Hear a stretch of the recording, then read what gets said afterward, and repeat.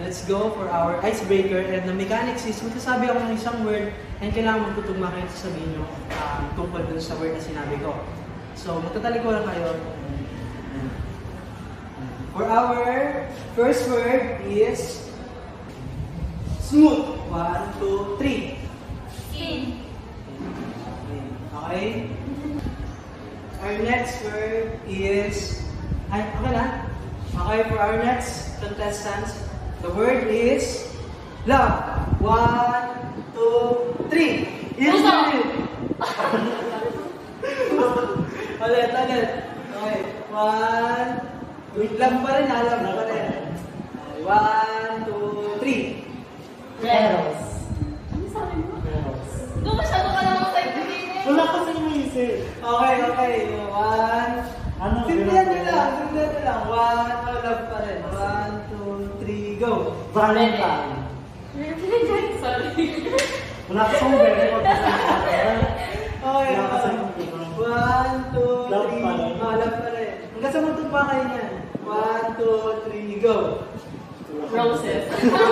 Wala ko naisip. Wala. Ano ba yung word? 1, 2, 3, go. Next category is bagay na mahaba. 1, mahaba. 1, 2, 3, go. Carton. Ano? Sinturon. Okay, diba?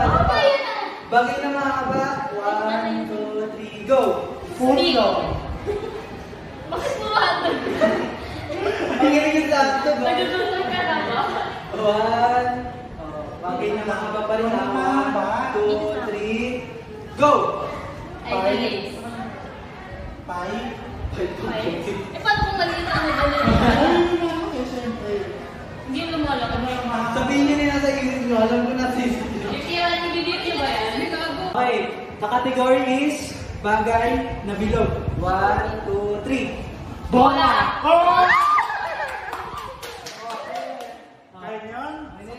Start na sa discussion. Ayan, application of pakikiramdam in real life scenarios. So, ayan, next po. Ayan, pakikiramdam or shared inner perceptions is the essence of the Filipino core value of pakikiramdam. It is the sensing and attunement that occurs when people interact. So, ito yung pinapakita natin para hindi tayo makasakit ng tao. Para, kasi pinapahalaga natin yung nila, yung nararamdaman nila ng kapwa natin. So, yun. Although I speak of it within a Filipino culture context, many other collectivist cultures share a similar value. So, pag sinabi natin collectivist cultures kasi, 'di ba? Parang may tayo makipag-interact, may parang kasama sa buhay natin yung interaction with people. Like, hindi tayo mabubuhay ng walang kasama, ganyan. Collectivist cultures. Yan. So, next po. Ay, wait lang. Ayan dito, tingnan mo dito. Ay, sabi, Bes, makiramdam ka naman, nakakasakit ka na. Sabi naman yung isa, ay, sorry naman, B, di naman ako psychic para malaman feelings mo eh. So, kailangan mo ba talaga maging psychic para makiramdam? So, ayon sa Sikulayong Pilipino is hindi. Ang pakikiramdam ay ginagamit natin upang magabayan tayo sa mga salita o gawa. Ayun nga, para hindi tayo makasakit ng ating kapwa. Next po. Ayan, langisan mo kasi ang in-laws mo. So, let's start na sa mga real life scenarios ha. Langisan, pag sinabi natin langisan mo ang in-laws mo, is parang, paamuhin mo, kuhain mo yung loob, gano'n. So, pa-next nga po. Ayun sabi dito, asawa ng anak mayaman, pinamanahan ng biyanan. So, saya kaya kailangan maging mabait ka sa biyanan mo para pamanahan ka rin, di ba? Sana all may biyanan. Ayan. Tag dito, parang pakiramdaman mo yung biyanan mo kung ano yung gusto niya, ano yung ayaw niya. Syempre, lahat naman tayo, di ba, may ayaw. So, ba't mo gagawin yung ayaw ng isang tao? Lalo pa, magulang yun ng asawa mo na kinalakihan niya. So, ayun. Pero kung nasa mali naman siya, okay, go. Next po. Bawi na lang tayo next time sa exam.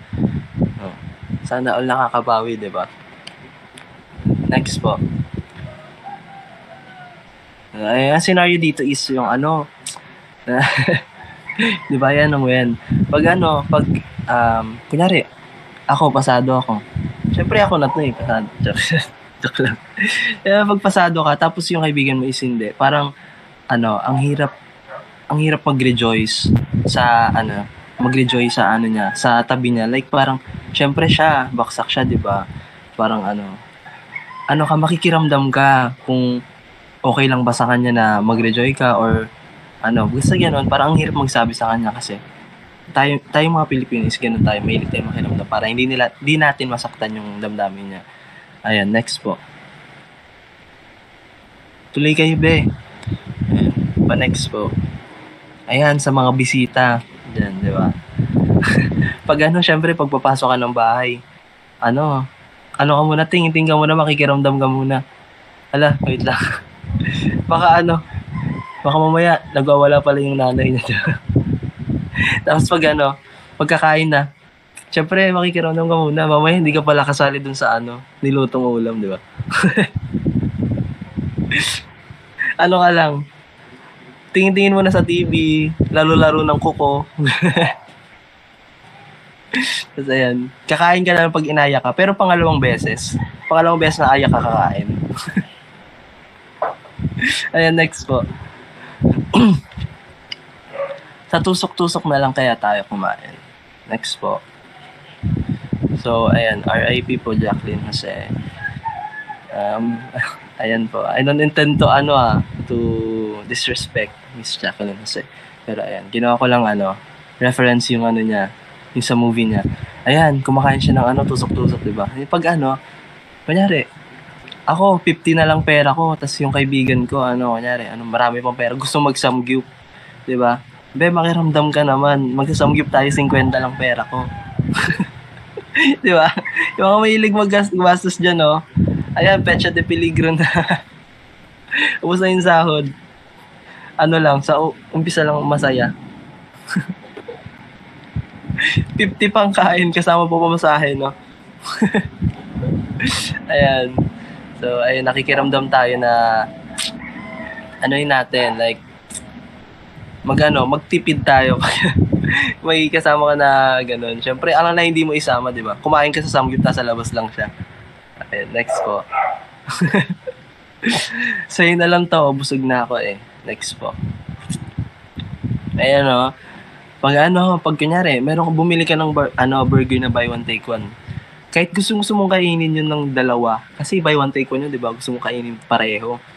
Tapos, yung kaibigan mo, makikita mo na walang kinakain, gano'n. Siyempre, ibibigay mo yun, makikiramdam ka, parang, siyempre, kung ako nga nagugutom ba't yung kaibigan ko, di ba? Bibigay mo, siyempre. So, ayun. Sabi mo, busog pa ako pero kahit gusto mo nang kainin yun ng buko. Ayun, bibigay mo na lang. Ayan, next po. Huwag na kasi kayong maingay. Ayan, next po. Ayan, tayo, pag sa mga school, since sa experience ko nung nagturo ako sa Tarabasa sa DepEd, yung mga bata, pag nagagalit ako, kunyari tahimik lang, gano'n. Emote si kuya. Tapos, sasabihin ng mga estudyante, tahimik na kasi guys, huwag na kayong maingay, gano'n. So, yung mga estudyante na yung mga bata pa lang is marunong na sila makiramdam. Ayan. Ayan manahimik na kayo, may naglilista na ng noisy. Ayan, tumungo. Sinaklayan yung umiiyak. Diba? Ganyan tayo dati. Hanggang ngayon din naman. Ayan, next po. Nakakatakot naman kausapin to siya, no? Ayan, next po. Ayan when you think you look really friendly and approachable at work, when really you look like this. So pag nasa workplace tayo, kailangan natin makiramdam din sa mga workmates natin, di ba? Like, baka mamaya may pinagdadaanan, tapos bibiru-biruin mo. Di mabira ka niyan. Magulat ka, nasa dingding ka na, nakasakal ka na hanggang mag-violet. And, so ayun, makiramdam tayo sa mga natin, workmates. Hindi lang sa workmates natin, sa paligid natin. Para hindi tayo maka-offend. Next po. Ang ingay naman, gusto ko pa matulog eh. Ayan, next po. Yung mga kapitbahay yung mahilig mag-video okay kahit anong oras na. Di ba? Mga nagpapatugtog ng malakas sa sintugtog yung Selos by Shaira. Hindi ko alam. Hindi ka kakanta. Ayun, di ba? Nakakainis, syempre. Ayun. Makiramdam naman na pag alas 12 na lang madaling araw, kahit hinaan lang, yung hindi mo maririnig. Respeto naman, di ba? Tulog na eh. Nangigising pa. Ayan, next po. Gigising ako maaga para magwalis. Next po. Ayan, pag sa mga bisita, kunyari, bisita ka sa sa isang bahay, sa tita mo, ganon, na parang sa sleepover. Parang kailangan mo gumising ng maaga para magwalis. Kasi, parang may ambag ka, kunyari. Kasi pinakain ka, di ba? Nakakagilty na wala kang gagawin. Boy prinsesa ka pa rin dyan. Hindi ka magiging Disney princess, ah. Next po. I-plastic ko po ba? Next po. Ayan, pag sa experience ko to sa store, sa milk tea shop, sa tinatrabahuan ko. Pag makikiramdam ka pag, kunyari, ang bumili is may nakamotor, tapos bumili ng 4. Parang syempre makikiramdam ka, pakiramdam mo, i-plastic mo yun, napabuhat mo yun sa kanya, magmamotor pa siya, di ba? Plastic labo pala. Plastic mo pa rin, syempre. Para hindi siya mahirapang magmanobela. Ayan. Hindi natunaw yung plastic labo. Ayan, so I'm calling Miss Aubrey Eliot to discuss your studies related to pakikiramdam. Thank you po. The stage is yours.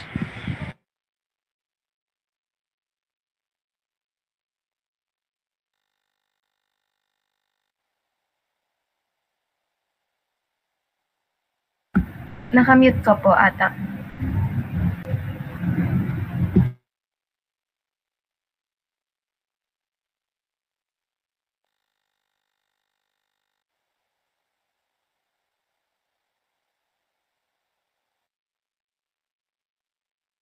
Di ba dalawa yung naka-join sa'yo? What if i-try mo yung isa? Na i-open? Yung hindi nag-recording. Di ba dalawa yung account na naka-join mo? Hindi ko malalaman pag ililipat na pag hindi ko marinig.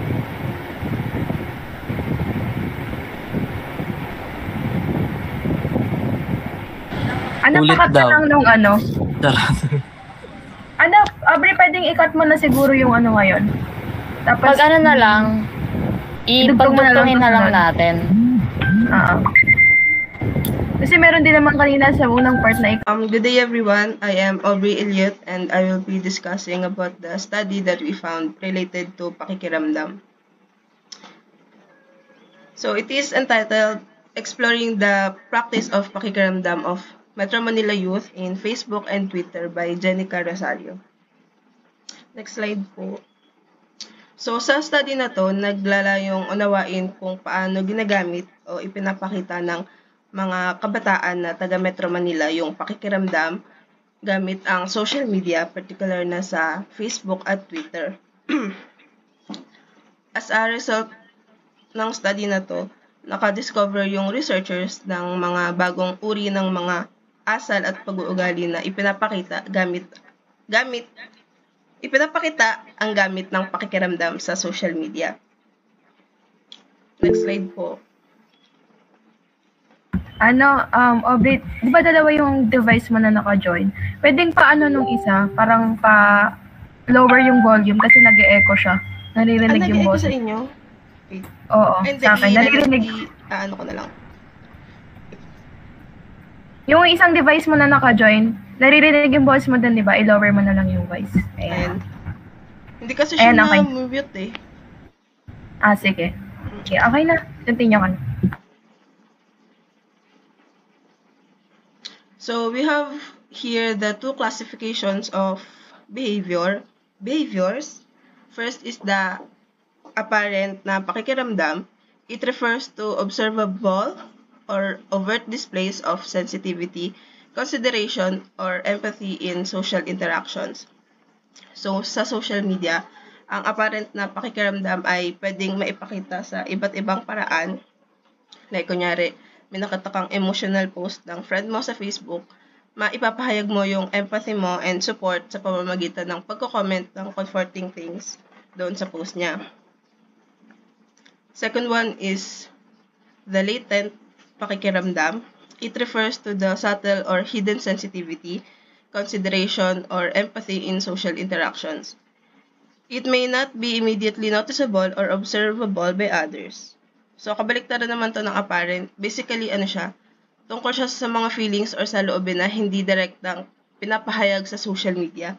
Parang low-key lang, ganon. So, next slide po. Sunod yung mga behavior and considerations under apparent na pakikiramdam. First, yung longer and frequent interaction. It refers to long and frequent interactions online that often mean interest and thoughtfulness from the person. Typically, nag-a-apply itong behavior na to sa mga conversation nyo ng friends mo, ganon, or someone na familiar sa'yo. Just like dyan sa example. Next slide po. Next is kumustahan. It is a Filipino term that refers to engaging in small talk or casual conversation wherein personal details are asked about how someone is doing, their recent activities, or any updates about their life. So, ang kaibahan nitong pangungumusta sa long and frequent interaction is ito, nagko-contain siya ng mas mababaw na conversation. Tama. And it also tends to be shorter just to catch up on each other's lives. So, next slide po.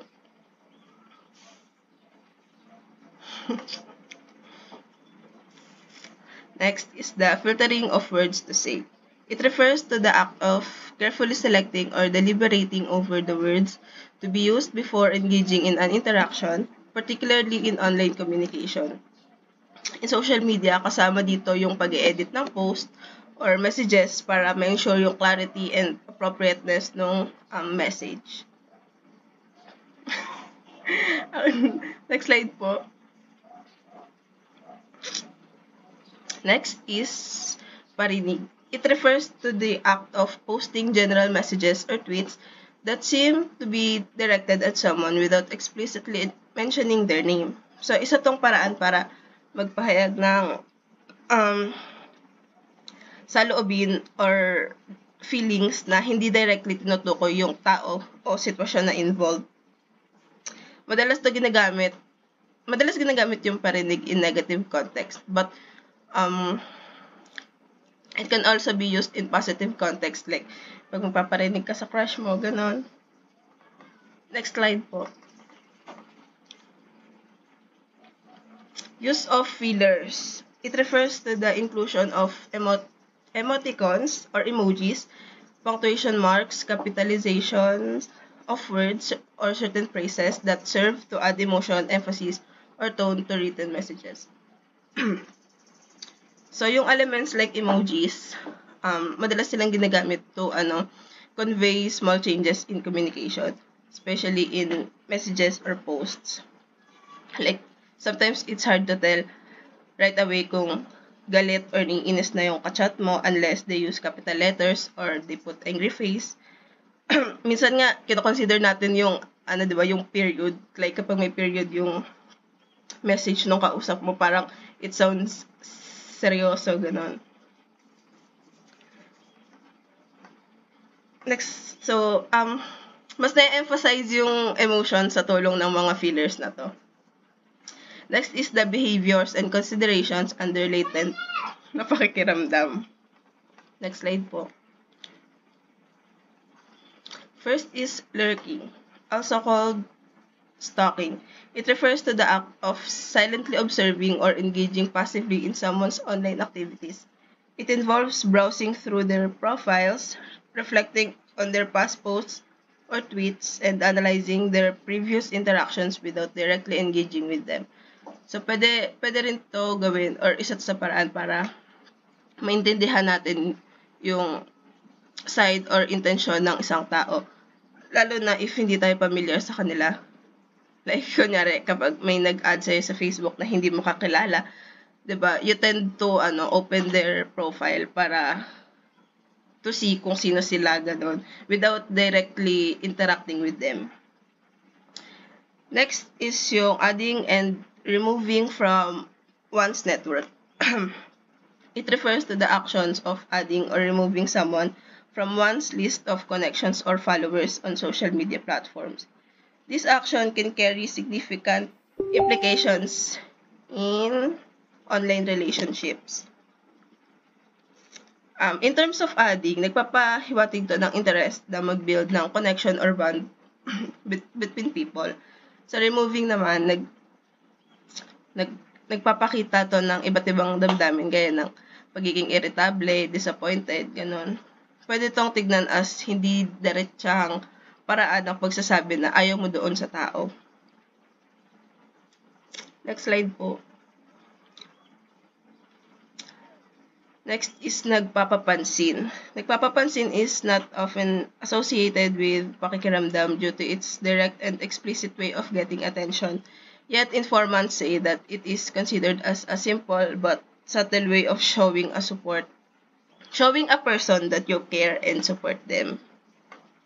Sa context ng pakikiramdam sa social media, itong nagpapapansin refers to the behavior of seeking attention through one's action or post. So, dito sa example, sabi ni Jam, feeling bored, someone talk to me. Parang parinig lang din siya. So, nagsisik si Jam ng attention by posting a message na nag-i-invite ng interaction or conversation. Parang sinasabi niya indirectly na she's free and available. Yes. And then, yung isang example, yung sa Facebook notifications, ganon yung pag-heart ng post mo, pag-share. Yan. Next slide po. So lastly, ang pagsasawalang kibo, commonly referred to as sin zone online, is a behavior on social media where there are long pauses in conversations. So ito, nangyayari siya kapag hindi mo binibigyang pansin yung message sa'yo ng isang tao. Usually, ginagamit tong behavior na to para magtaboy or umiwas sa pakikipag-usap. Sa ganitong kilos, pwede siyang hindi direkta na ipahayag ang hindi pagkakaroon ng interes o pagtanggi sa pakikipag-usap sa isang tao. So, sa pamamagitan ng social media, binibigyan tayo ng pagkakataon na practicein ang pakikiramdam ng hindi diretso na nakikipag-ugnayan sa ibang tao. Ang mga kabataang taga Metro Manila ay kadalasang nagpapakita ng iba't ibang paraan ng pakikiramdam depende sa lokasyon at sa taong kausap nila. So, next slide po. That's all po for our presentation. Thank you po for listening.